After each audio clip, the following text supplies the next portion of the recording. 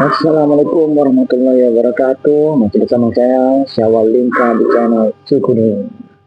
Kali ini kita akan membahas tentang struktur adat nih. Jadi di setiap suku di Indonesia ini memiliki struktur adat masing-masing. Bali berbeda, Aceh beda, Dayak beda, Asmat beda, Dani berbeda, Sasak beda, Aceh beda, Batak beda, Minang beda. Dan itu memberi keindahan kepada Indonesia. Warna-warna mereka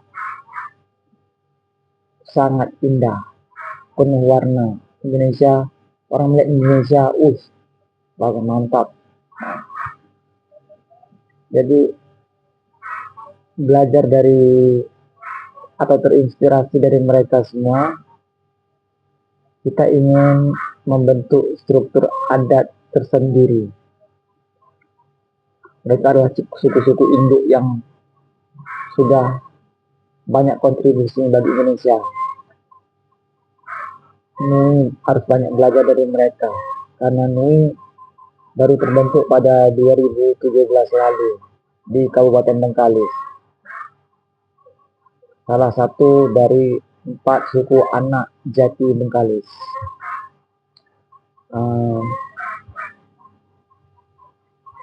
Struktur adat Nui seperti ini.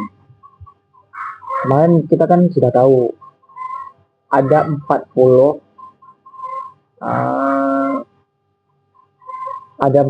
puok Nui.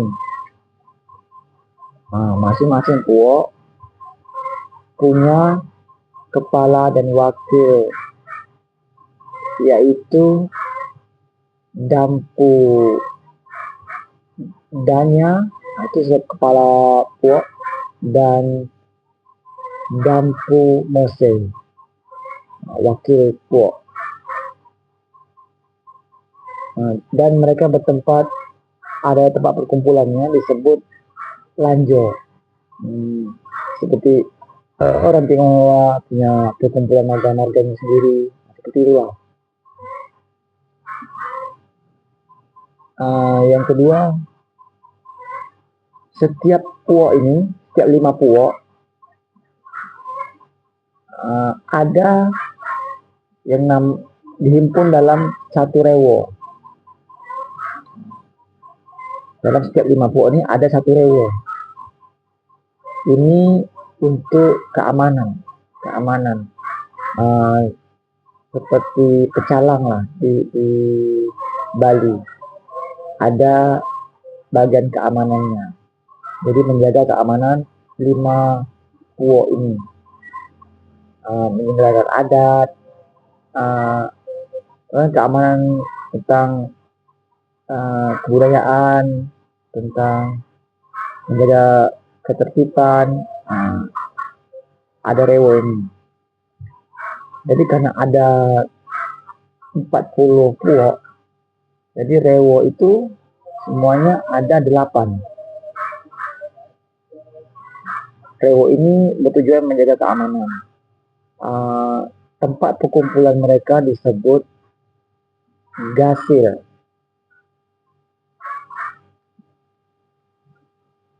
Kepala rewo itu disebut Patih Danya, sedangkan wakil rewo itu disebut Patih Mose. Kemudian kesemuanya itu dihimpun dalam satu suku, satu pemimpinan, yaitu Lamoh Danya. Ini kepemimpinan suku bagi rewo maupun puok. Lamoh Danya ini adalah kepala sukunya, kepala suku ini. Sedangkan wakil kepala suku disebut Lamoh Mose.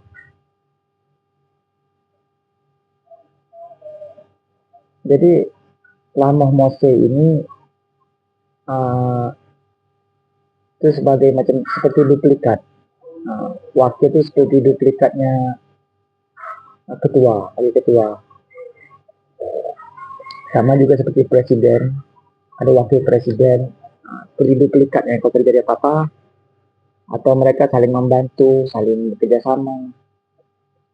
Namun keputusan berada di lama dannya.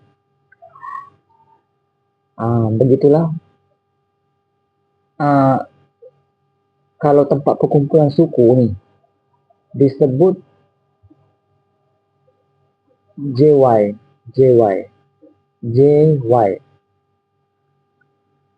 Tadi tempat perkumpulan Puok disebut Lanjo, tempat perkumpulan Rewo disebut Gasil, dan sedangkan yang terakhir tempat perkumpulan suku, seluruh suku disebut JY. Jadi struktur adat Nu itu sederhana, ini aja, tidak ada yang lain, sederhana, namun mudah diaplikasikan karena kita hidup di zaman modern. Kita tidak perlu adat yang ribet-ribet karena kita ingin berjalan, karena kehidupan di era modern ini berjalan sangat dinamis. Jadi kita ingin menyesuaikan keadaan. Karena kesederhanaan itu ada sebuah kekuatan sebenarnya. Sederhana namun kuat. Itu yang ingin kita tekankan. Mudah-mudahan dengan struktur adat ini kalian memahami suku ini, dan doakan saja supaya besar dan dapat berkontribusi seperti suku-suku induk lainnya. Sangat keren, saya sangat bangga dengan suku-suku induk lainnya seperti Batak, Aceh, Minang, Dayak, Banjar, Betawi, Jawa, Sunda, Bali, semuanya, Papua, Maluku, Sulawesi,